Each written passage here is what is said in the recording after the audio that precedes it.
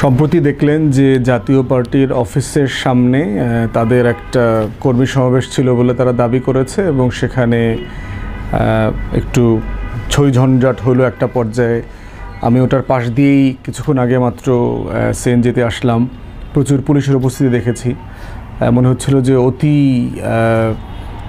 নিরাপত্তা বলয়ের ভিতরে, বেষ্টনীর ভিতরে তারা নিরাপদে প্রোগ্রামাদি করছেন আর কি।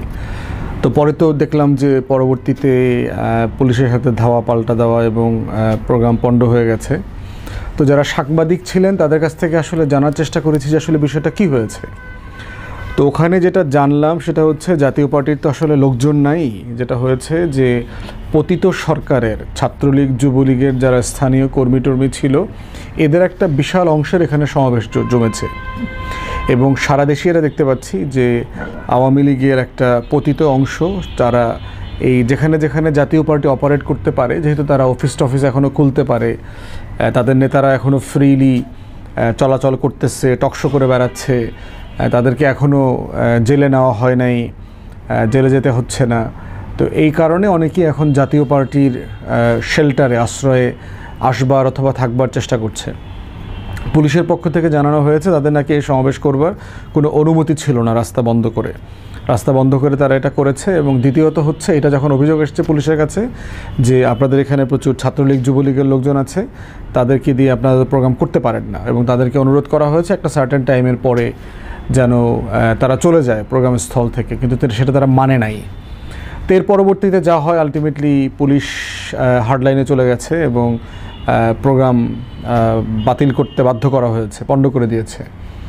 তো এইটা একটা ঘটনা। দ্বিতীয়ত একটা ঘটনা হচ্ছে, তার কয়েকদিন আগে আপনারা দেখেছেন যে আওয়ামী লীগের সাবেক মন্ত্রী, রাতের ভোটের এমপি, তারপরে হচ্ছে ডামি নির্বাচনের এমপি মন্ত্রী সাবের হোসেন চৌধুরী সাহেবের বাসায় 3 নর্ডিক কান্ট্রি রাষ্ট্রদূতের একটা মিটিং হয়েছে।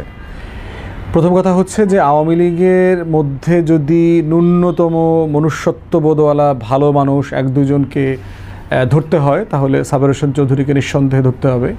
কিন্তু গত 16-17 বছরের এই বাকশালী সাম্রাজ্যের এবং দিল্লির আধিপত্যবাদের যে রাজনীতি, সেই রাজনীতির তিনি বেনিফিশিয়ারি। তিনি এই নির্বাচন ছাড়া ডামি একতরফা রাতের ভোটে সে ভোট করে এমপি হয়েছেন, মন্ত্রী হয়েছেন এবং একটা সরকারের যত সুযোগ সুবিধা নেবার সুযোগ থাকে সেটা তিনি নিয়েছেন এবং এটার বিরুদ্ধে উনি কথা বলেছেন, প্রতিবাদ করেছেন বলে আমরা দেখি নাই আর কি। এখন এইটা নিউজ আসছে, ঘটনাটা সত্য কি না এটার ব্যাপারে কোনো জায়গা থেকে খুব সলিড কথা বলে নাই আর কি। এটা নিয়ে আমরা বারবার বলেছি যে এই তথ্যটা আসলে ডাবল চেক করা যেতে পারে। পররাষ্ট্র মন্ত্রণালয়ের পক্ষ থেকে 3 জন রাষ্ট্রদূতকে সিম্পলি চায়ের দাওয়াত দেওয়া দরকার, ডেকে জিজ্ঞেস করা দরকার যে আসলে এটা সত্য কিনা, ঘটনা কিনা, এবং সেটা ওনারা কোন ক্যাপাসিটিতে ওনার সাথে দেখা করেছেন। এবং সাবের হোসেন চৌধুরী একজন প্রমিনেন্ট বিজনেসম্যান, উনি কি ব্যবসায়িক ক্যাপাসিটিতে দেখা করেছে, আওয়ামী লীগ নেতা হিসাবে দেখা করেছেন, না উনি সিম্পলি ব্যক্তিগত পার্সোনাল ফ্রেন্ড হিসাবে, একজন প্রাইভেট সিটিজেন হিসাবে দেখা করেছেন, সেই বিষয়ে তারা জিজ্ঞেস করতে পারে যদি আদৌ ঘটনাটা সত্য হয়ে থাকে। তো সেই বাস্তবতায় আমরা দেখছি যে এই যে আওয়ামী লীগের নেতাদের সাথে বিদেশিদের বৈঠক চলতেছে গোপনে, প্রকাশ্যে, সেমি গোপনে, এবং জাতীয় পার্টিকে মোটা দাগে কাজকর্ম করবার সুযোগ দেওয়া, জাতীয় পার্টির এক মালিকানাধীন 1-2 টেলিভিশন চ্যানেলও কিন্তু এখনও ফাংশনাল আছে, যারা একজন জাতীয় পার্টির প্রেসিডিয়াম সদস্য আছে, আরেকজন জাতীয় পার্টির এমপি ছিলেন, গত বছরও 24-এও ডামি নির্বাচনে অংশগ্রহণ করেছেন। তো সেই জায়গা থেকে সরকার একটু স্পেস দিচ্ছে জাতীয় পার্টিকে। মোটা দাগে এগুলো আসলে কিসের বার্তা?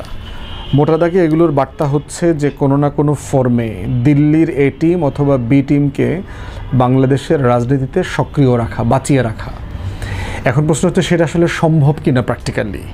আমরা বোধ করছি যে না।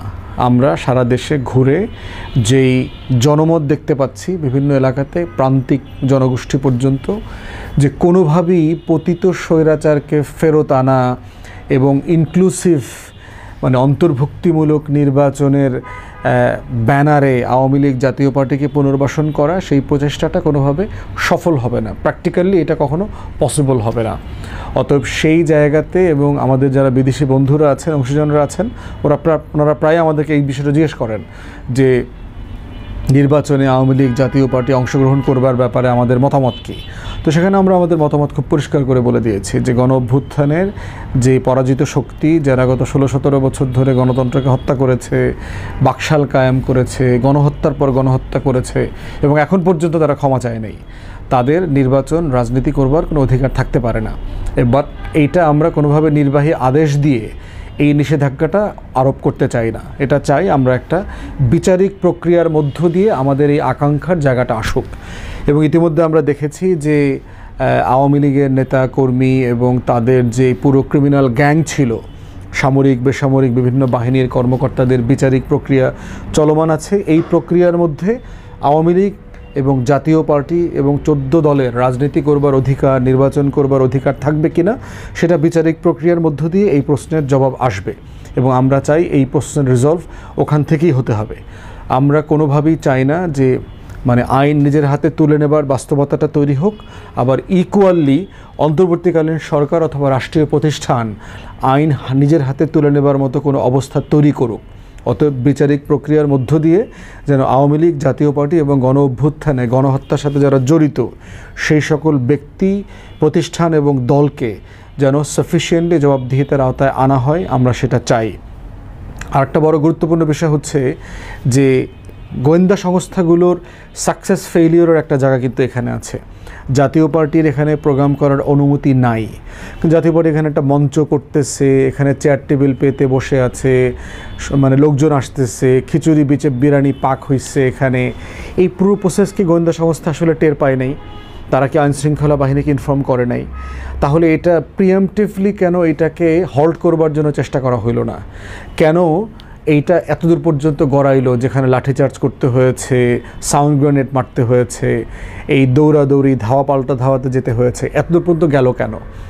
ঠিক একইভাবে এরকম বহু ঘটনাগুলো আমরা দেখছি বিভিন্ন জায়গাতে, যেখানে এই গোয়েন্দা সংস্থার ফেইলিওরটাকে সিরিয়াসলি রিভাইজ করা দরকার, যে আসলে এটা কি জেনুইন জায়গা, না আসলে এটা একটা আরোপিত জায়গা, না এটা সিম্পলি হতে দেয়া হচ্ছে সিম্পলি ক্যাওয়াসটা তৈরি করবার জন্য। ইভেন এটাও দেখেছি যে আমাদেরকে দু একজন সাংবাদিক বলেছে যে 2-1টা ককটেল বিস্ফোরণ করেছে, প্রোগ্রামে থাকা লোকজনই করেছে। এখন এটাই কি এসালম হাসিনার মিটিংয়ে নির্বাচনের আগে যে রাষ্ট্রে অরাজকতা তৈরি করবার যে পরিকল্পনা, সেই পরিকল্পনার অংশ কিনা, যেটা আসলে নিজেদের মধ্য থেকে নিজেরা করতেছে? এই নির্বাচনী আলাপটা, অন্তর্ভুক্তিমূলক আলাপটা নিয়ে আসা কোনো না কোনো ফর্মে যেন আওয়ামী লীগ, জাতীয় পার্টি থাকে নির্বাচনে, সেটার জন্য। অতএব প্রত্যেকটা দিক যেন আমরা নজরে রাখি এবং খেয়াল রাখি। বটম লাইন হচ্ছে নির্বাচন করবে শুধুমাত্র গণ অভ্যুত্থানের পক্ষের শক্তিরা, তাদেরই শুধু রাজনীতি করবার অধিকার আছে। গুম খুনের সাথে যারা ভাগিদার, অংশীদার গত 16 বছরে, তাদের কোনোভাবে বাংলাদেশের রাজনীতিতে প্রতিনিধিত্ব করবার অধিকার থাকতে পারবে না। এটাই সারা বিশ্বের একমাত্র নজির। ধন্যবাদ।